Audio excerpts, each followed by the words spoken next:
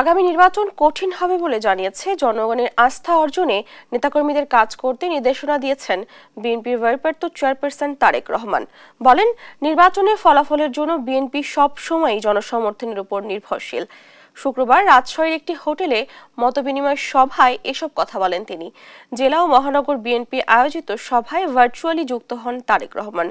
জনগণের আস্থা নষ্ট করে এমন কাজ না করতে নেতাকর্মীদের প্রতি আহ্বান জানান তিনি। দলের জন্য পরিশ্রম করেছেন, দলের জন্য কাজ করেছেন, ত্যাগ করেছেন, আপনাদের সকলকে আমি আহ্বান করবো এই সব দুরাচারীদের বিরুদ্ধে সজাগ। আপনাদের সকলকে আমি আহ্বান করবো যে কোনো মূল্যে জনগণের আস্থা বিশ্বাস করে নেতৃত্ব। সামনে সংকট, টেস্ট হয়েছে, টেস্ট পরীক্ষা বাকি, কাজে টেস্ট শেষ মানেই পরীক্ষা শেষ। সামনে টেস্ট পরীক্ষা আছে, প্রস্তুতি নিন টেস্ট পরীক্ষার জন্য। আপনার সামনে দৃশ্যমান প্রতিপক্ষ যদি দুর্বল থাকে, অদৃশ্য প্রতিপক্ষকে চিন্তা করুন, পরিকল্পনা গ্রহণ করুন, সেই অনুযায়ী কাজ শুরু করুন।